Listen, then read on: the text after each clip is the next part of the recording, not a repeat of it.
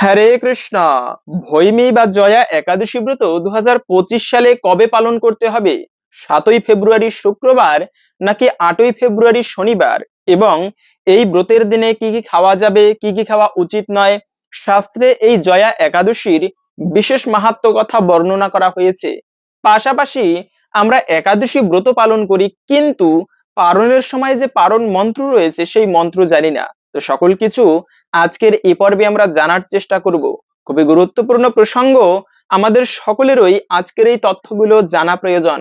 সকলকে স্বাগতম জানাচ্ছি আমাদের এই ধর্মীয় তথ্যমূলক চ্যানেলে। আমরা চেষ্টা করি এরকমই সনাতন ধর্মের ধর্মীয় তথ্যগুলোকে আপনাদের সাথে উপস্থাপন করতে, শেয়ার করতে। তাই আসুন আগামী কিছুক্ষণ সময় একসঙ্গে ধৈর্য ধরে আজকের এই ভৈমী অথবা জয়া একাদশী ব্রত প্রসঙ্গে জেনে নেই। আশা করছি আজকের এই তথ্যগুলো আপনাকে অবশ্যই সমৃদ্ধ করবে। ভালো লেগে থাকলে অবশ্যই একটা লাইক করে কমেন্টে জয় শ্রীকৃষ্ণ ভগবানের জয় একবার হলেও লিখে যাবার অনুরোধ জানাচ্ছি। কেননা এই একাদশী ব্রতের দিনটি হচ্ছে ভগবান শ্রীকৃষ্ণের অথবা ভগবান বিষ্ণুর অত্যন্ত প্রিয় দিন, যে জন্য একাদশীকে বলা হয় হরিবাসর। শনিবার যাদের জীবনীতে শনির দোষ থাকে, শনিবারে ব্রত দিয়ে শনি পুজো করার ফলে সেই শনির দোষ কেটে যায়। শনিবার যেমন শনি দেবতার দিন, সোমবার প্রভু শিবের দিন, ঠিক তেমনি একাদশীর দিনটি যে বাড়ি হোক না কেন, এটি ভগবান শ্রী বিষ্ণুর দিন, ভগবানের অত্যন্ত প্রিয় দিন। যারা এই একাদশী ব্রতের দিনে উপবাস করে ভগবান শ্রী বিষ্ণুর পুজো করতে পারে, তাদের জীবনে সুখ শান্তি সমৃদ্ধি সকল কিছু প্রাপ্তি হয়ে থাকে। তাই একাদশী ব্রতের দিনটি এতটা গুরুত্বপূর্ণ বলা হয়েছে।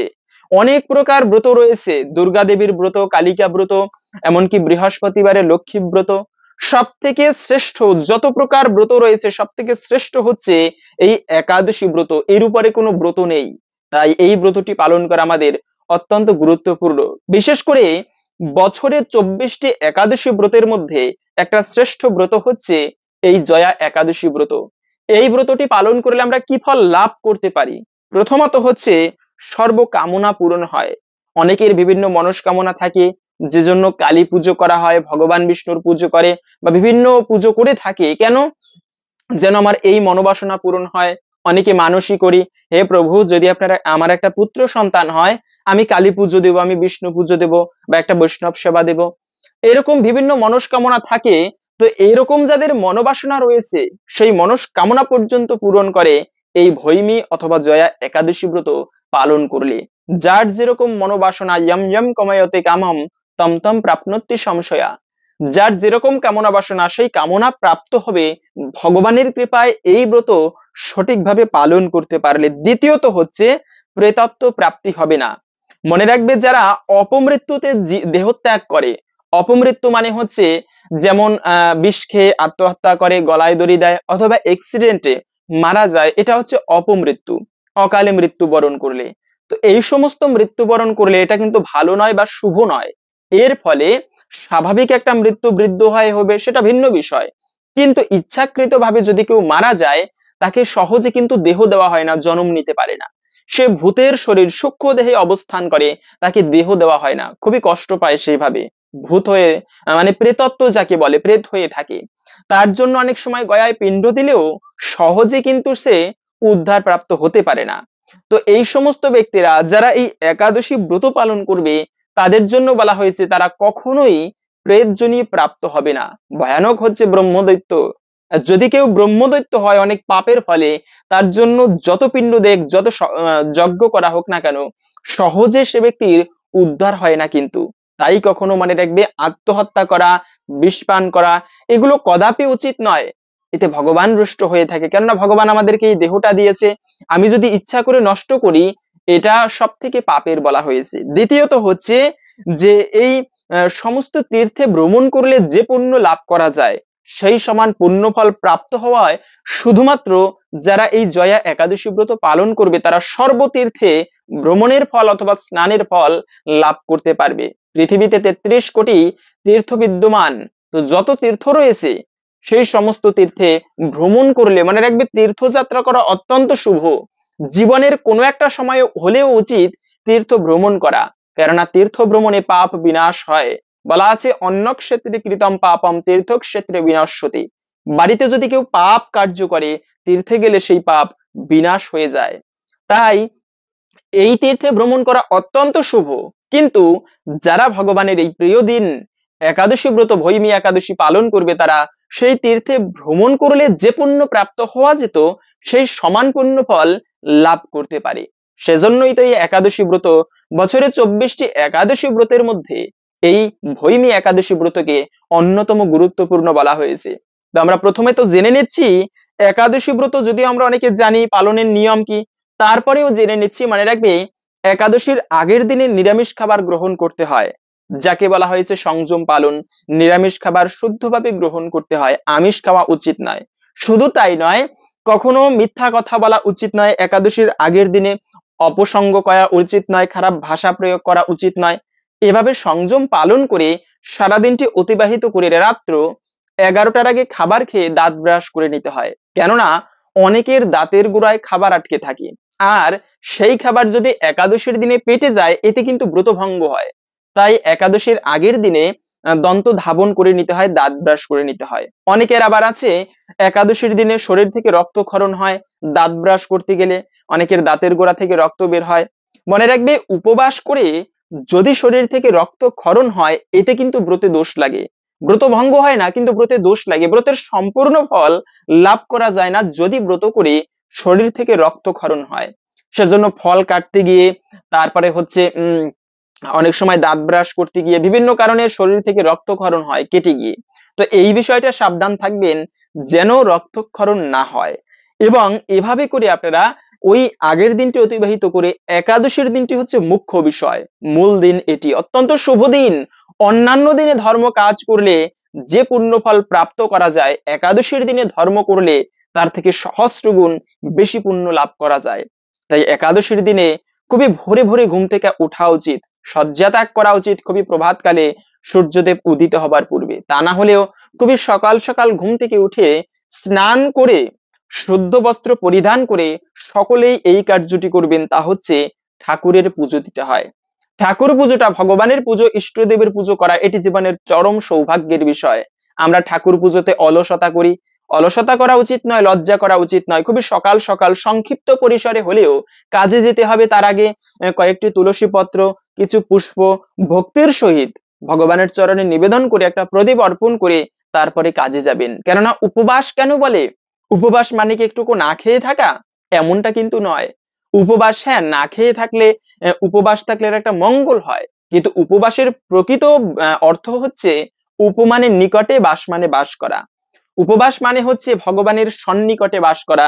এখন আমি ব্রত করলাম, সারাদিন আজে বাজে সঙ্গ করে বেড়াই, আমার সময় আছে তথাপিও ভক্ত সঙ্গ করি না, কাজ করি না, ভগবানের সেবা করি না, এটিকে ভালো বলা হয়নি, এটি মঙ্গলজনক নয়।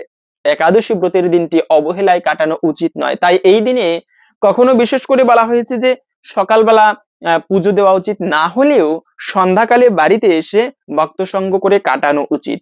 এবং এই ব্রত মাহাত্ম্য কথা, যে একাদশী ব্রত আসুক না কেন, ওই দিনে ব্রত না করলেও সকলের উচিত এই ব্রত মাহাত্ম্য কথা ভক্তি এবং শ্রদ্ধার সহিত শ্রবণ করা।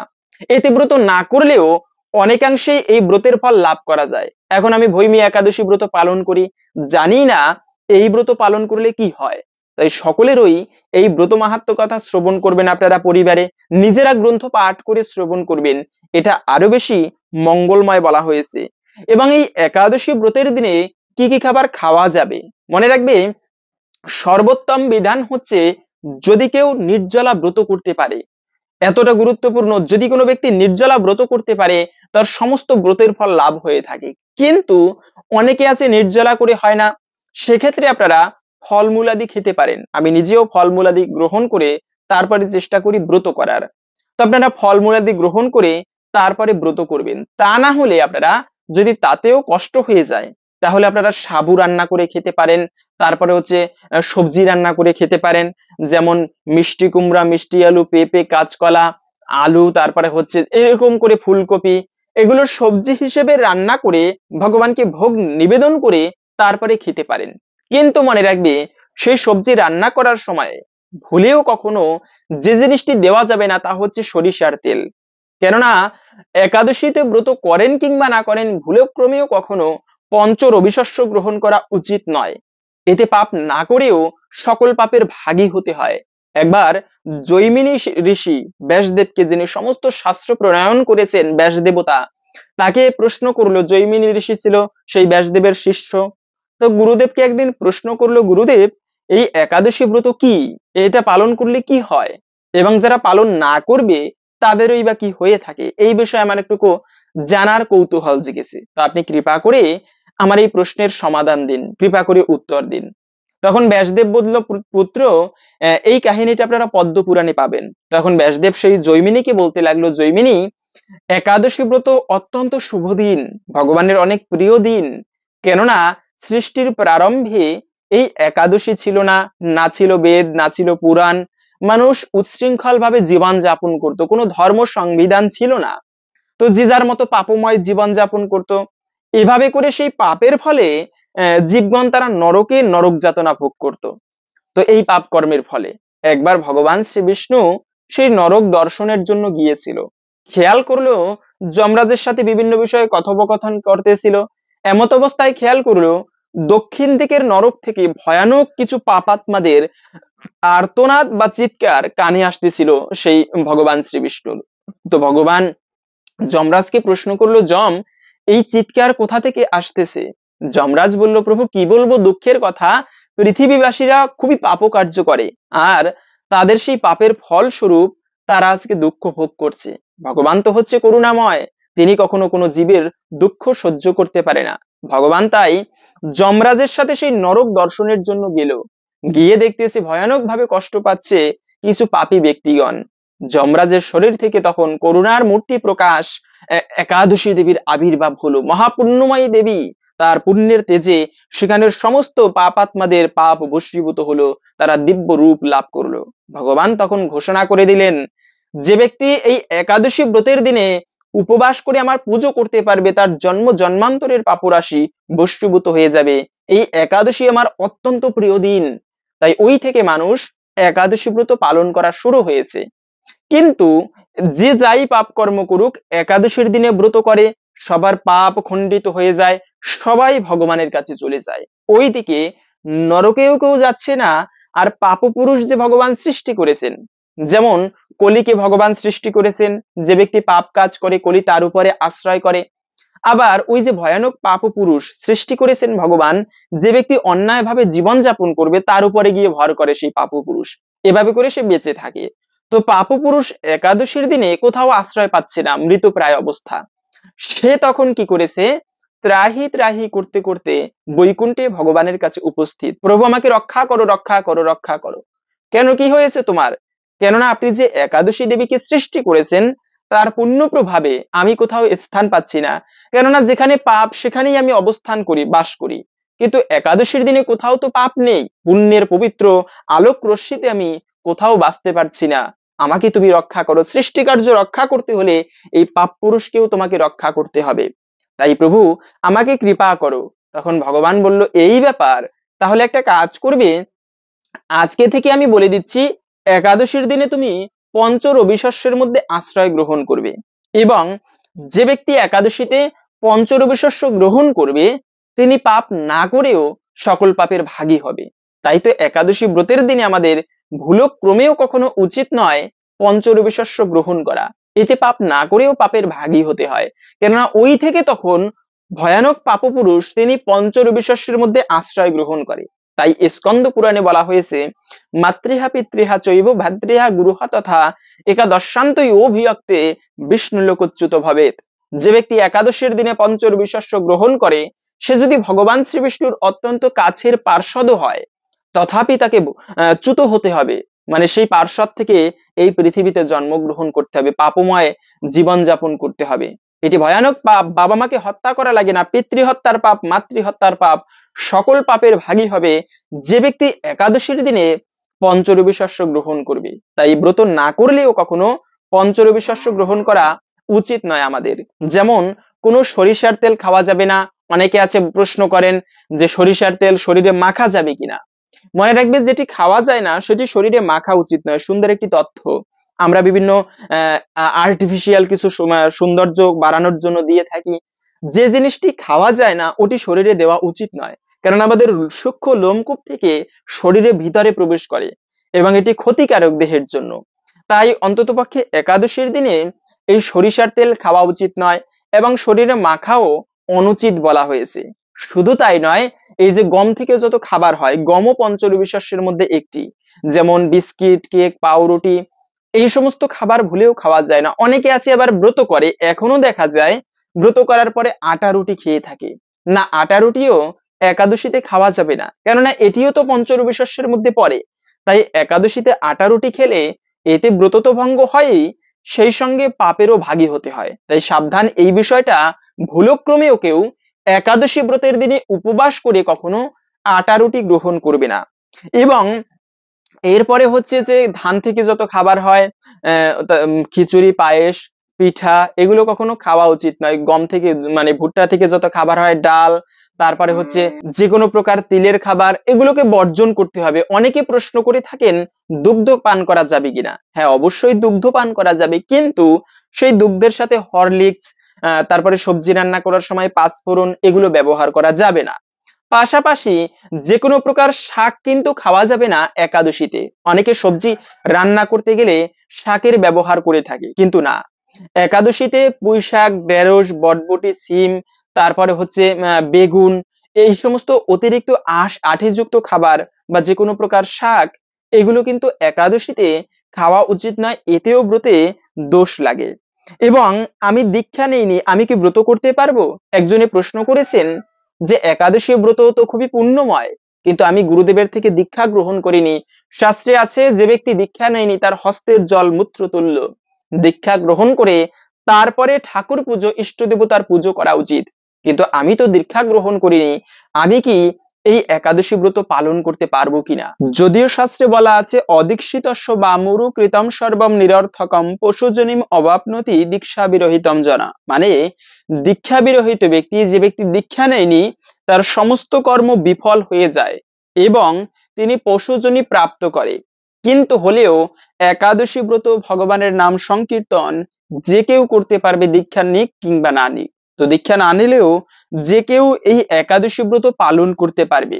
এবং অনেককে দেখা যায় একাদশী ব্রত পালন করেছে, কিন্তু সেই একাদশী ব্রত পালন করে চা, বিস্কিট, সিগারেট, পান, এগুলো খেয়ে থাকে। আসলে মনে রাখবে, প্রথমত বলে দিচ্ছি, একাদশীর দিনে যে কার্যগুলো ভুলেও করা উচিত নয়, তার মধ্যে প্রথমত হচ্ছে নেশা করা উচিত নয়। ব্রত করে যদি নেশা করা হয় তবে তার কি মাহাত্ম্য। তাই কখনো উচিত নয় নেশাদ্রব্য পান করা।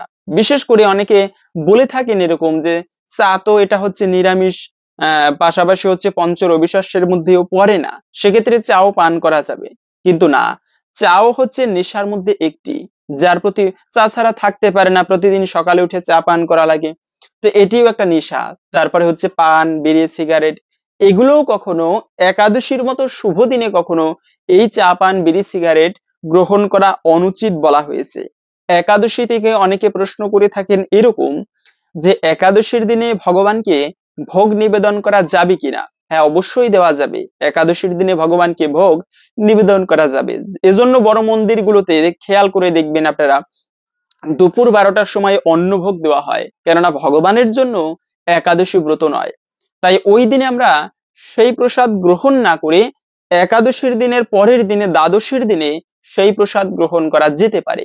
কিন্তু ভগবানকে অন্নভোগ দিলেও সেই অন্নপ্রসাদ একাদশীর মতো শুভ দিনে গ্রহণ করা অনুচিত বলা হয়েছে। মনে রাখবে, একাদশীতে অন্ন গ্রহণ করা এটি মহা পাপের। এবং এই দিনে যে কার্যগুলো ভুলেও করা উচিত নয়, একাদশীর দিনে ব্রত করেন কিংবা না করেন, এই কার্যগুলো ভুলেও করতে নেই। তার মধ্যে প্রথমত হচ্ছে ক্ষৌর কর্ম করা উচিত নয়। ক্ষৌর কর্ম করলে এর ফলে কিন্তু গ্রহদোষ লাগে। একাদশী, দ্বাদশী, পূর্ণিমা, অমাবস্যা, এই সমস্ত দিনে ভুলেও কখনো ক্ষৌর কর্ম করতে নেই। শরীরে নদীর অংশ হচ্ছে এই চুল, দাড়ি, নখ, এগুলো কখনো কাটা উচিত নয়। এতে কিন্তু অশুভ গ্রহের প্রকোপ লাগে। আর অশুভ গ্রহের যদি অশুভ দৃষ্টি থাকে তবে কিন্তু সহজে জীবনীতে ভালো কিছু হয় না। একটা অশুভ দৃষ্টি লেগেই থাকে তার উপরে, ভালো কিছু করতে গেলেও একটা পিছনের টান পিছু দিকে নিয়ে আসে। তাই কখনো একাদশীর দিনে ক্ষৌর কর্ম করা উচিত নয়, চুল, দাড়ি, নখ কাটা। দ্বিতীয়ত হচ্ছে গাছপালা বৃক্ষ আদি কাটাও উচিত নয় এই একাদশীর মতো পবিত্রতম দিনে। অনেকে আছে এই দিনে তো অবশ্যই ঠাকুর পুজো করা সর্বোত্তম, কিন্তু মনে রাখবে একাদশীতে তুলসী পত্র চয়ন করা উচিত নয়। তুলসী পত্র যে সমস্ত দিনে ভুলেও চয়ন করতে নেই, তার মধ্যে বলা আছে পূর্ণিমায়াম মায়াঞ্চ দ্বাদশ্যাম রবি সংক্রমে তৈলভ্যঙ্গে চ স্নানে চ মধ্যাহ্নে নিশি সন্ধ্যায় অশৌচে অশুচি কালে বা রাত্রি বাস উন্নীতে নর যে চ বিচিন্নপি তে চিন্তন্তি হরে শির। মানে পূর্ণিমা, অমাবস্যা, একাদশী, দ্বাদশী, দুপুর বেলা, তারপরে হচ্ছে সন্ধ্যাকালের পরে, সূর্যাস্তের পরে তেল মেখে স্নান না করে অপবিত্র অবস্থায় এই সমস্ত সময় যে ব্যক্তি তুলসী পত্র চয়ন করে তার এত পাপ হয়, হরির মস্তক ছেদন করলে যে পাপ হয় সেই পাপের ভাগী হতে হয়। এই সাধারণ বলা হয়নি এই পাপকে।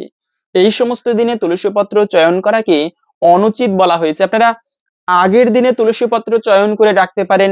তুলসী পত্র কখনো বাসি হয় না, বেলপত্র, তুলসী পত্র আগের দিনে সংগ্রহ করে রেখে দিতে পারেন। এবং আর একটা বিষয় হচ্ছে অনেকে ব্রত করে কিন্তু ব্রহ্মক্ষয় করে। মনে রাখবে একাদশী কিংবা যে কোনো শুভ দিনে কখনো ব্রহ্মক্ষয় করা উচিত নয়। স্বামী স্ত্রীর শারীরিক সঙ্গ করাকে একেবারেই অনুচিত বলা আছে। সনাতন শাস্ত্র বড় উন্নত শাস্ত্র। আধ্যাত্মিক স্তরে যারা উন্নতি লাভ করতে চায় তাদের কদাপি উচিত নয় শুভ দিনে শারীরিক সঙ্গ করা। এজন্য গর্ভাধান সংস্কার একটা গুরুত্বপূর্ণ বিষয়। শুভ দিন দেখে তারপরে গর্ভাধান সংস্কার করা উচিত। কিন্তু ব্রত করে যারা এই মানে ব্রহ্ম ক্ষয় করবে তারা কিন্তু সম্পূর্ণ ব্রতের ফল লাভ করতে পারবে না। তাই কখনো শারীরিক সঙ্গকে একাদশীর দিনে শুভ বলা হয়নি, এটি করা উচিত নয়, মানে ব্রহ্ম ক্ষয় করা উচিত নয়। এই দিনে ব্রহ্মচর্য ব্রত পালন করা উচিত। ব্রত মানে হচ্ছে সবকিছু থেকে নিজেকে নিবৃত্ত রেখে তারপরে ঠাকুর পূজায় যুক্ত হবে, এটি হচ্ছে ব্রতের মূল উদ্দেশ্য। তাই এই দিনে ব্রহ্মচর্য ব্রত পালন করাও উচিত। এবং আর একটা বিষয় হচ্ছে অনেকে ব্রত করে কিন্তু ব্রত করার পরে আবার যারা না করে ব্রত, একাদশী ব্রত পালন, তাদের নিন্দা করে। তো ভুলক্রমেও কখনো এই কার্যটি করা যাবে না। মনে রাখবে নিন্দার ফলে জীবনে, নিজের জীবনে কখনো মঙ্গল হয় না, বরঞ্চ অমঙ্গল হয়ে থাকে। তাই যে ব্যক্তি নিন্দা করে তার জীবনে কখনো শুভ কিছু আসে না। সেই নিন্দা, যে ব্যক্তির নিন্দা করে তার অশুভ গুণ সেই ব্যক্তির মধ্যে প্রকাশ পায়। তাই যারা ব্রত না করেছে তাদের কদাপি নিন্দা করা উচিত নয়। আবার অনেকে আছে যারা একাদশী ব্রত পালন করে তাদের নিন্দা করে, এটি ভয়ানক অপরাধ, বৈষ্ণবের চরণে অপরাধ করা। যারা একাদশী ব্রত পালন না করবেন কখনো কেউ কারো নিন্দা করা উচিত নয়। নিন্দা করলে শাস্ত্রে পদ্মপুরাণে খুবই সুন্দর একটি কাহিনী পাওয়া যায়। নিন্দা করলে কি পাপ হয়, বিশেষ করে এই একাদশীর মতো শুভ দিনে ভুলেও কারো নিন্দা করবে না। একবার একজন রাজা, তিনি এরকম বৈষ্ণব সেবা দিচ্ছিলেন, রাজ্যের সমস্ত ব্রাহ্মণদেরকে ভোজন করাবেন, এজন্য সুন্দর তার সুনাম রয়েছে এমন পাকশীকে বা রাধুনীকে নিমন্ত্রণ করেছিলেন। সবার জন্য ভোগ প্রস্তুত করা হচ্ছিল, রান্না করা হচ্ছিল, নিরামিষ বস্তু ভগবানকে ভোগ দেবে, তারপরে সবাই প্রসাদ গ্রহণ করবে। রাজ্যের সবার জন্য সুন্দর অনুষ্ঠান হচ্ছিল সেখানে। তো এত ভালো ভালো আইটেম রান্না হচ্ছিল, সব শেষে হচ্ছে মিষ্টান্ন বা পায়েস রান্না করে হচ্ছিল, খেজুরের রস দিয়ে সেই সুন্দর মিষ্টান্ন প্রস্তুত করা হচ্ছিল। তো ওই সময়ে একটা ঈগল, সে একটা সাপকে ধরেছে, বিষধর সর্পকে আহার করবে জন্য। আর সেই বিষধর সাপের বিষ তো ঈগলের কাজ করে না, মানে ঈগলের উপরে প্রভাব খাটাতে পারে না। ঈগলটা সর্পটাকে ধরে সেই উপর দিয়ে উড়ে উড়ে নিয়ে যাচ্ছিল। যাবার সময়ে সাপটা দেখলেন আমার তো মৃত্যু সময় উপস্থিত। তখন তিনি সেই সাপটা কি করেছে, প্রাণ বাঁচানোর জন্য ঈগলের পায়ে কামড় দিয়েছে আর তার বিষ ছেড়ে দিয়েছে। তো সেখান থেকে একটুকু বিষ এসে উপর থেকে সেই খাবারের মধ্যে পড়েছে। উপরে কিছু দেওয়া ছিল না খাবারের উপরে, মানে যখন রান্না করা হচ্ছিল, তো ওটা তো আর কেউ খেয়াল করেনি, ওই বিষ মিশে গিয়েছে সমস্ত খাবারে। এইভাবে করে ঈগল তো সেই সাপ নিয়ে চলে গেল উপল থেকে, কেউ লক্ষ্য করেনি। সেই খাবার প্রস্তুত করা হলো, সবাই খুবই আনন্দের সহিত ভোজন করলো। সবশেষে পায়েস দেওয়া হলো। পায়েস যে যে ব্রাহ্মণ ভোজন করেছে সবাই মারা গিয়েছে। চিন্তা করেন, এত ব্রাহ্মণ হত্যার পাপ কে নিবে? দোষটা কি রাজার ছিল? রাজারও কোনো অপরাধ ছিল না, কেন রাজা তো ভক্তি ভরে এই অনুষ্ঠান দিয়েছিল, তার কোনো অপরাধ ছিল না। যিনি রান্না করেছেন তার কি অপরাধ? তারও কোনো অপরাধ ছিল না। যারা ভোজন করেছে তাদের কি অপরাধ? তাদেরও কোনো ভুল ছিল না। তাহলে এই দোষটি কাকে দিবে? সেই যমরাজ। যমরাজও বুঝতে পারতেছে না যে এই সেই দোষ কার উপরে বর্তাবে, কাকে শাস্তি দিবে। এর ফলে ব্রাহ্মণ হত্যার পাপ সাধারণ নয়। তো এভাবেই চলছিল। হঠাৎ একদিন ওই গ্রামে সবাই জানে, চতুর্দিকের রাজ্যে, যে অমুক রাজা খুবই ধার্মিক, তিনি অতিথিকে দান করেন অনেক। তো অন্য দেশ থেকে একজন ব্রাহ্মণ, তিনি খুবই গরিব, তিনি ওই রাজার কাছে আসতেছিলেন, যে কিছু দান যদি পাওয়া যেত তাহলে জীবনটা ভালোভাবে কাটানো যেত। তো আসতেছিল, পথ চিনেন না। এমন সময় একটা বৃদ্ধ লোককে দেখে জিজ্ঞাসা করলো যে অমুক রাজার রাজ্যটা কোন দিকে বলতে পারবেন? এটা শুনেই সেই ব্যক্তি বলতে লাগলো, বৃদ্ধ ব্যক্তি, আরে আপনি ওই ব্যক্তির কাছে যাবেন, ওই রাজা যিনি সমস্ত ব্রাহ্মণদেরকে মেরে ফেলেছেন, আপনি তার কাছে যাবেন? তিনি তো মহাপাপিষ্ট, তিনি ব্রাহ্মণদেরকে হত্যা করেছেন। তখন সেই গরিব ব্রাহ্মণটি বৃদ্ধ লোকের থেকে এমন কথা শুনতে পেরে রাজার প্রতি একটা খারাপ মনোভাব পোষণ করে চলে গেলেন, আর রাজার সাথে দেখা করলেন না। তো তখনই যমরাজ বলেছে, চিত্রগুপ্ত, এই ব্যক্তিকে ধরে নিয়ে আসো, কেননা এ ব্যক্তি না জেনে রাজাকে দোষী বলে নিন্দা করেছেন। তাই যে ব্যক্তিকে না জেনে যে ব্যক্তি নিন্দা করে অপরের, এটা সব থেকে চরম অপরাধের। তখন সেই সমস্ত ব্রাহ্মণ হত্যার শাস্তি ওই ব্যক্তির উপরে যমরাজ দিয়েছিল, শুধুমাত্র একটুকু নিন্দা করার ফলে। কখনো না জেনে তাই কারো নিন্দা করা উচিত নয়, এটিকে মহাপাপের বলা হয়েছে, বিশেষ করে এই একাদশীর মতো শুভতম দিনে। এটি খুবই পাপের, এবং সেই পাপের ফল ভোগ করতে হয়েছিল কিন্তু সেই বৃদ্ধ ব্যক্তিকে। তাই কদাপি নিন্দা ভালো নয় এবং শুভ বলা হয়নি। স্বয়ং যমরাজ বলেছেন যমদূতদেরকে, হে যমদূতগণ, তোমরা শুনে রাখো, যে ব্যক্তি একাদশী ব্রত পালন করবে তাদেরকে তোমরা দূর থেকে প্রণাম করে চলে আসবে, কখনো এই যমলোকে তাদেরকে আনবে না, কেননা তারা আমাদেরও প্রণম্য, আমাদেরও পূজনীয়। যারা একাদশী ব্রত পালন করে ভগবান তাদের পুরস্কৃত করবে, তারা কখনো নরকে যায় না, সমস্ত পাপ তাদের বিধৌত হয়ে যায় এই একাদশী ব্রত পালনের ফলে। সেজন্য একাদশী ব্রতকে এতটা প্রাধান্য দেওয়া হয়েছে। আমরা জেনে নিচ্ছি এই একাদশী ব্রত 2025 সালে ভৈমী বা জয়া একাদশী ব্রত কবে পালন করতে হবে, পালনের সময় কি, পালন মন্ত্র কি। তবে তার পূর্বে শাস্ত্রে এই ভৈমী একাদশী ব্রত প্রসঙ্গে বিশেষ মাহাত্ম্য কথা বর্ণনা করা হয়েছে। প্রথমে আমরা সেই প্রসঙ্গে জেনে নিচ্ছি। সকলকে বলবো ধৈর্য ধরে আসুন, এই জয়া একাদশী ব্রত প্রসঙ্গে বা ব্রত মাহাত্ম্য জেনে নেই। এতে অনেকাংশেই এই ব্রতের ফল লাভ করা সম্ভব। এজন্য সনাতন ধর্মে নববিধা ভক্তির প্রথমত হচ্ছে শ্রবণ করা। শ্রবণম মঙ্গলম, শ্রবণ করলে মঙ্গল সাধিত হয়। তাই আসুন ধৈর্য ধরে এখন এই ভৈমী একাদশীর ব্রত কথা শ্রবণ করি। এরপরে ভিডিওর মূল প্রসঙ্গ জেনে নিচ্ছি। ভৈমী বা জয়া একাদশী ব্রত। মাঘ শুক্লপক্ষিয়া জয়া একাদশীর ব্রত মাহাত্ম্য ভবিষ্যত্তর পুরাণে যুধিষ্ঠির শ্রীকৃষ্ণ সংবাদে বর্ণিত আছে। শ্রী গরুর পুরাণে মাঘ মাসের শুক্লপক্ষিয়া একাদশী তিথিকে ভৈমী একাদশী নামে অভিহিত করা হয়েছে। কল্পান্তরে বিভিন্ন পুরাণে বিভিন্ন নাম দেখা যায়। পদ্মপুরাণ অনুসারে জ্যৈষ্ঠ মাসের শুক্লপক্ষিয়া একাদশীর নামই পাণ্ডব নির্জলা বা ভীমসেনী ভৈমী একাদশী। যুধিষ্ঠির বললেন, হে কৃষ্ণ, আপনি কৃপা করে মাঘ মাসের শুক্লপক্ষের একাদশীর সবিশেষ বর্ণনা করুন। শ্রীকৃষ্ণ বললেন, হে মহারাজ, মাঘ মাসের শুক্লপক্ষের একাদশী জয়া নামে প্রসিদ্ধা। এই তিথি সর্বপাপ বিনাশিনী, সর্বশ্রেষ্ঠা, পবিত্রা, সর্বকাম ও মুক্তি প্রদায়িনী। এই ব্রতের ফলে মানুষ কখনো প্রেতত্ব প্রাপ্তি হয় না। এই একাদশীর নিম্নরূপ উপাখ্যান শোনা যায়। এক সময় স্বর্গলোকে ইন্দ্র রাজত্ব করছিলেন। সেখানে অন্য দেবতারা বেশ সুখেই ছিলেন। তারা পারিজাত পুষ্প শোভিত নন্দন কাননে অপ্সরাদের সাথে বিহার করতেন। একদিন 50 কোটি অপ্সরা নায়ক দেবরাজ ইন্দ্র স্বেচ্ছায় আনন্দ ভরে তাদের নৃত্য করতে বললেন। নৃত্যের সাথে গন্ধর্বগণ গান করতে লাগলেন। পুষ্পদত্ত, চিত্রসেন প্রভৃতি প্রধান প্রধান গন্ধর্বেরা সেখানে উপস্থিত ছিলেন। চিত্রসেনের পত্নীর নাম মালিনী। পুষ্পবন্তী নামে তার এক কন্যা ছিল। পুষ্পদত্তের পুত্রের নাম মাল্যবান। এই মাল্যবান পুষ্পবন্তীর রূপে মুগ্ধ হয়েছিল। পুষ্পবন্তী পুনঃ পুনঃ কটাক্ষ দ্বারা মাল্যবানকে বশীভূত করছিলেন। ইন্দ্রের প্রীতিবিধানের জন্য তারা দুজনেই নৃত্যগীতের সেই সভায় যোগদান করেছিল, কিন্তু একে অপরের প্রতি আকৃষ্ট থাকায় উভয়েই চিত্ত বিভ্রান্ত হচ্ছিল। সেখানে তারা পরস্পর কেবল দৃষ্টিবদ্ধ অবস্থায় দাঁড়িয়ে থাকলো। ফলে তাদের গানের ক্রম বিপর্যয় ঘটল। তাদের এইরকম তাল মান ভঙ্গভাব দেখে তারা পরস্পর কামাসক্ত হয়েছে। দেবরাজ ইন্দ্র তা বুঝতে পারলেন। তখন ক্রোধবশে তিনি তাদের অভিশাপ দিলেন যে, রে মূঢ়, তোমরা আমার আজ্ঞা লঙ্ঘন করেছো, তোমাদের ধিক। এখনই তোমরা পিশাচজনী লাভ করে মর্তলোকে নিজ দুষ্কর্মের ফল ভোগ করো।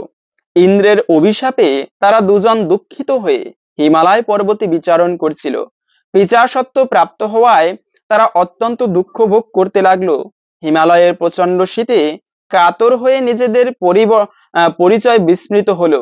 এইভাবে অতি কষ্টে সেখানে দিন যাপন করতে লাগলো।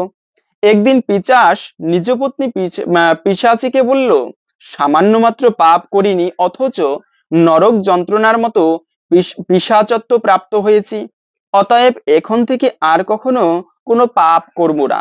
এইভাবে চিন্তা করে তারা সেই পর্বতে মৃতপ্রায় বাস করতে লাগলো। মাল্যবান ও পুষ্পবন্তীর পূর্ব কোনো পুণ্যবশত সেই সময় মাঘী শুক্লপক্ষিয়া জয়া একাদশী তিথি উপস্থিত হলো। তারা একটি অশ্বত্থ বৃক্ষতলে নিরাহারে নির্জরা অবস্থায় দিবানিশি যাপন করলো।